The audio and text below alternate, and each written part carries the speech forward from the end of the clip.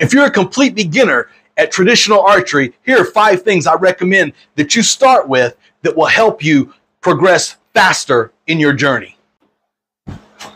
So first thing is you're going to need a good bow. So decide on what style of archery you're wanting to shoot. Are you wanting to just target shoot? Are you wanting to do more of an Asiatic style archery? Are you wanting to do horseback archery? Are you just wanting to hunt? A lot of different styles out there will help dictate the type of bow you're going to get. Now, pretty much you're going to be looking at one of 2 styles of bow. You're going to have either a bow that shoots offhand, or you're going to have a bow that's going to shoot off of some sort of shelf or a rest. Now, if you have a bow that you're wanting to shoot off of a rest or a shelf, you're going to need to decide whether you need a right-handed or a left-handed bow. You need to find a bow appropriate. This is a left-handed bow, meaning typically is shot using 3 fingers with the arrow on this side. Or if you're a thumb draw archer, you may hold it in your right hand and shoot it with the arrow on this side as well. But that's getting a little more complicated there. The other option is you have an ambidextrous style bow, meaning you can shoot off of either side. Okay, and these bows shoot off of the hand. And you also have the option of an ambidextrous style bow. Ambidextrous style bow will give you pretty much any style you want to shoot. You can shoot off the left side, you can shoot off the right side, you can shoot 3 fingers, you can shoot thumb draw. You've got a lot of different options. You can hunt, you can target shoot, you can horseback archery. You've got all kind of options. So typically for me, I prefer an ambidextrous bow, but some people feel a little weird shooting offhand to start out. So decide which style you want to shoot and go from there. Number 2 is protective gear. There's a lot of different gear out there, but there are only some things that I deem to be essential. Now, when you're starting out, a lot of people will go and buy every little piece of gear that they have out there. But really, starting out, if you're going to be shooting 3-finger, which is the style most people are going to be shooting, you're typically going to need either a shooting glove, which has the 3 fingers on it, or something like a shooting tab. Shooting tabs are a lot easier to kind of keep in your pocket and everything. I prefer a glove, but to each his own. A lot of people shoot very, very well with the tab, so you can go with the option like that. Now, if you're going to shoot thumb draw, you may need something like a thumb ring. Now, there's a lot of different style of thumb rings. I have done videos on those, so please go check them out. There's all different styles out there. Or you can just go with something like we have at OdensonArchery.com with something just that is a leather thumb protector that you can shoot thumb draw with also. Now, other pieces of equipment you may want to get, you can get a hand guard if you're going to be shooting offhand. Some people like that. I'm one of those people that says that if you've got your bow set up correctly, you won't need that, but that is an option for people. Another thing you may want to get is something like an arm guard. I am also a person that is not a fan of arm guards because typically that is a form issue that should be worked out along the way. However, a lot of people when they're starting out, they bite their arm a few times and they put the bow down and say, I'm never touching that thing again. We don't want that to happen. So if you're starting out and you find yourself getting bit a little bit, just grab an arm guard. Number 3 is going to be arrow selection. So typically for arrow selection, a lot of people get confused at this, but I'm going to pretty much break it down as easy as possible for you here. When you're shooting traditional archery, while there's a lot of different spines and links and everything like that, what I recommend for arrow spine is either going to be a 500 spine or a 400 spine. Don't go with a 350. While some people do shoot 350 spines and they shoot fine, I tend to find that for the most part, a 400 spine is going to be good for you.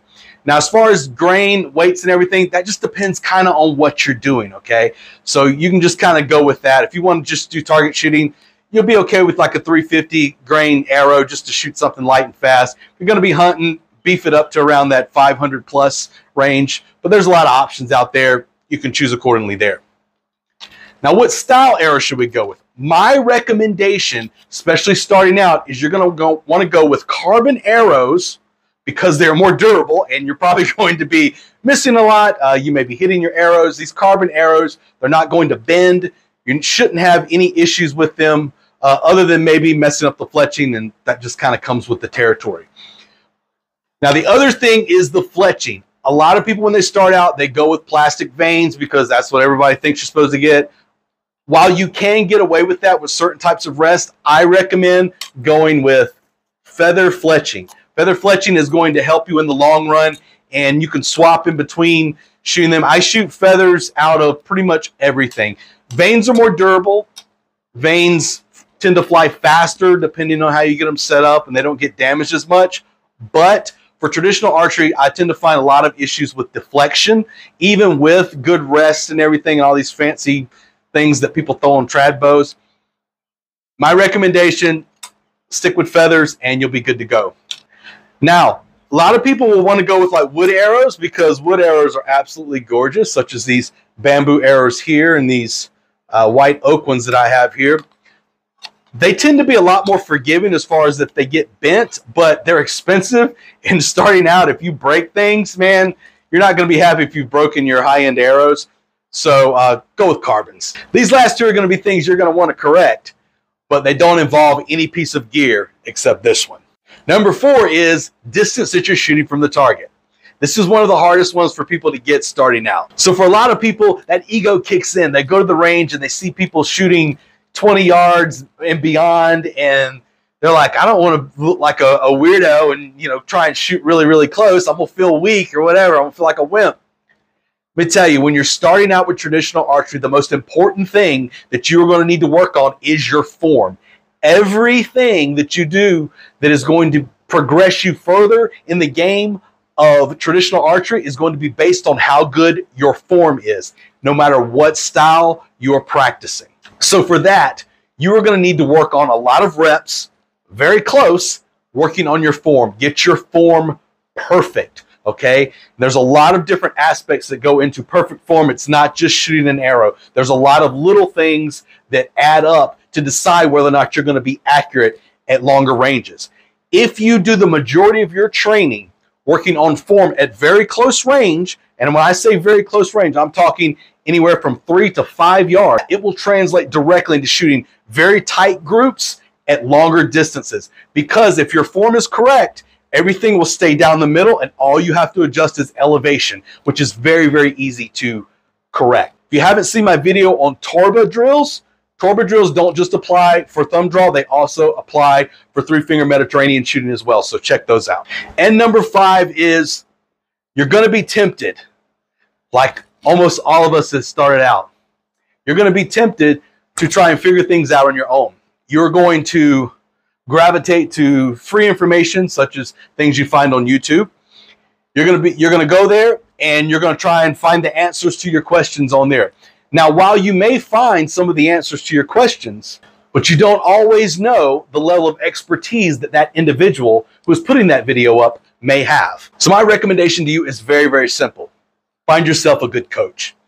There's a lot of different options for getting a good coach out there. There are archery programs all throughout the United States, all throughout the world, that can teach you the style of archery that you're wanting to learn. If you're wanting to learn Olympic style archery, target style archery, if you want to learn horseback archery, thumb draw archery, there's a lot of people out there that are doing it. I do a lot of classes, both online and in person, for people who want to learn different aspects of archery. While my specialty tends to be thumb draw, I also do teach people Mediterranean style shooting as well. So find yourself a good coach. That's going to help you along the way. What ends up happening is you try to self-correct things that you see in video, and trust me, I know this from experience, it doesn't always end up exactly as you think it is. You're like, I'm doing it exactly like the video.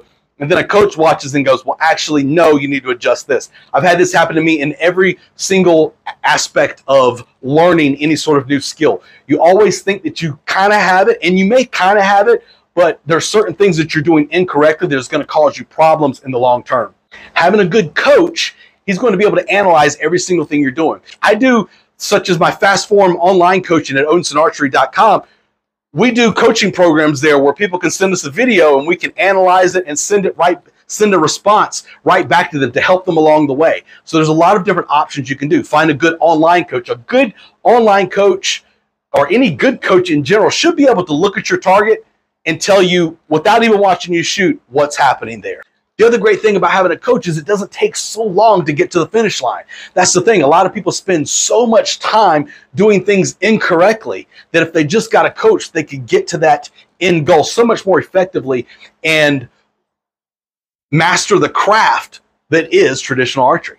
So that's it. That's my 5 recommendations for you. Hopefully you adhere to those and it helps you progress rapidly, progress effectively, and hit those bullseyes a lot sooner rather than later.